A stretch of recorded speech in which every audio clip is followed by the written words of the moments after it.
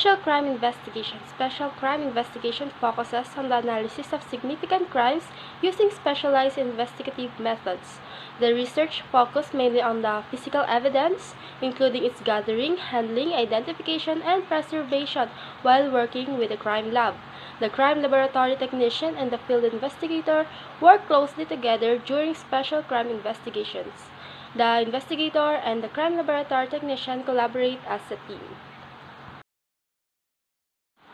Rape. Rape is a sort of sexual assault that involves unwanted sexual contacts or other forms of sexual penetration with the victim. Rape is an act of inserting the penis or other object with a carnal knowledge into another person's mouth, genitalia, or anal orifice.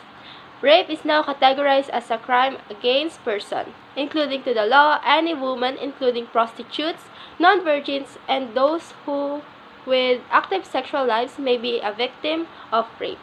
There are two classifications of rapists, the power rapist and serial rapist. Power rapists, typically, the victim and the perpetrator are same race. The victim is most likely alone. The victim will have been identified as someone who won't likely be able to defend themselves. She is viewed by the attacker as being weak, passive, and easily subdued. And on the other side, serial rapists naman is they frequently don't cover up. They often organize their attacks. They might show a weapon. They frequently steal the victim's personal items. Robbery and theft. The similarities between these two is they both involve an element of unauthorized taking, and in both offenses, the taking is done with the intention to gain. The difference naman between the two is that in robbery, the taking is done either with the use of violence or intimidation of person or the employment of force upon things. The force upon things, example of this is the perpetrator is pumasok sa hindi niya bahay para magnakaw. Then the door is locked at gumamit siya ng mga bagay para masira yung lock na yon at makapasok siya doon. There's a force upon things dahil sinira niya yung lock para lang makapasok siya. And then there is violence and intimidation against person. Example of this is the snatching of handbags or jewelries. If the violence is applied by the robber to the victim, that is violence and intimidation against person.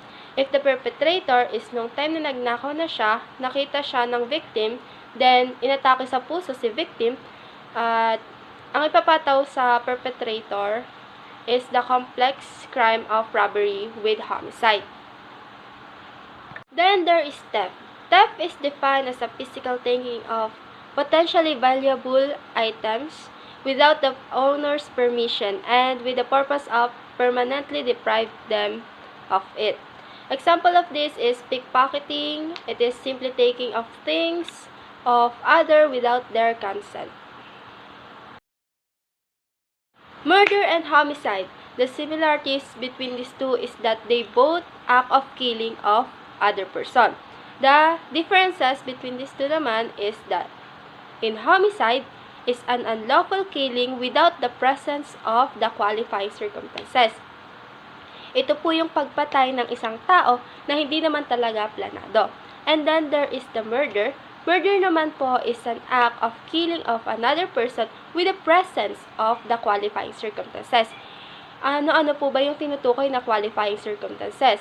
Ilan po dito is the killing by means of poison, motor vehicle, evident premeditation.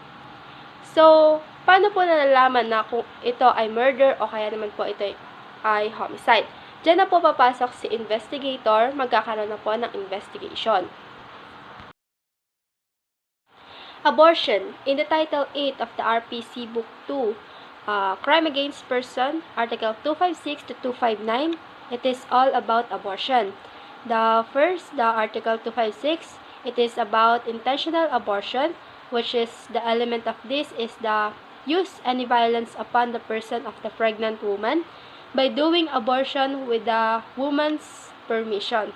So, it is an abortion po na with intention talaga. And then, there is an intentional abortion, which is Article 257. Its element is that a woman is pregnant, she is subjected to violence without meaning to abort, and then the violence is consciously used. And then Article 258, which is abortion practiced by woman herself or by her parents. And then Article 259, abortion practiced by a physician or midwife and dispensing of abortion. And there is kidnapping with serious illegal detention. And this is its element. And to summarize it is its element of kidnapping and serious illegal detention is must be unlawful, that the time of offense is committed, any of the following condition exists. If the duration of kidnapping or custody is greater than 3 days, that commits the crime of impersonating public authority, that any death threats or serious physical harm are made against the kidnapped or imprisoned person. Then we have Anti-Fencing Law of 1979, PD 1612. It is an act of anyone who buys, owns, keeps, acquires, conceals, sells, or otherwise transacts on any articles, items, object, or anything of value that they know to have come from the preceded crime, robbery, or theft, with intent to profit, whether for themselves or for another. Halimbawa po of this is that a person po is bumili po siya ng cellphone na alam niya naman po na galing yun sa nakaw. Then meron po tayong Anti-Trafficking in Person Act of 2003, which is Republic Act of 9208. And then, ano po ba yung trafficking in person? Trafficking in person is defined as the recruitment, transportation, transfer, harboring, or receipt of the person within or across national borders with the victim's knowledge or consent, or by the use of force, threat, or coercive measures, kidnapping, fraud, deception, abuse of power, or position preying on the victim's vulnerability, or obtaining the approval of the persons in charge of another person in order to exploit them by paying them or gaining advantage from them. So, trafficking po is accomplished through bribe trade, illegal recruitment, and or sex tourism. So, more nagiging victim po dito is woman and child for such prostitution, slavery, and sexual exploitation. So, Anti-Cattle Rustling Law of 1974, PD 533. Cattle rustling is taking of any of the aforementioned animals, yung bao, carabao, horse, mule, or other domesticated members of the bovine family, without the owner's or riser's consent, whether it is done using force against object, intimidation of person, or other methods. It includes slaughtering huge animals, taking their flesh, or taking their skin without the owner's or riser's permission. So, ito po yung pagnanakaw ng mga hayop sa kapitbahay. Yung kinukuha naman po ay hindi naman po kanila. So, we have naman po RA 3019, Anti-Graft and Corrupt Practice Act. Bribery, expropriation, and nepotism are examples of graft and corruption. These crimes are categorized by the subordination of public interest to private goals, violations of the standards of duty and welfare, as well as secrecy, betrayal, deception, and solace disregard of any negative effects on the general public. RA 8792, Electronic Commerce Act.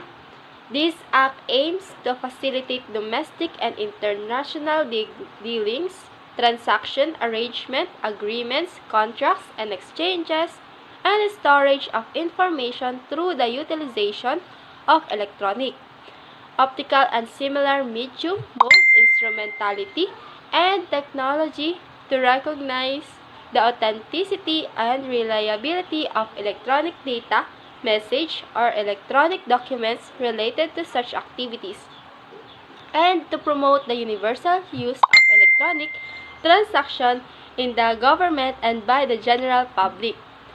The practice of buying and selling products and services online is known as e-commerce. Affiliate marketing strategies can also be categorized as e-commerce businesses practices. To increase online sales, you can use e-commerce platforms like social media, your own website, or a well-known retailer like Amazon. And that's all. Thank you!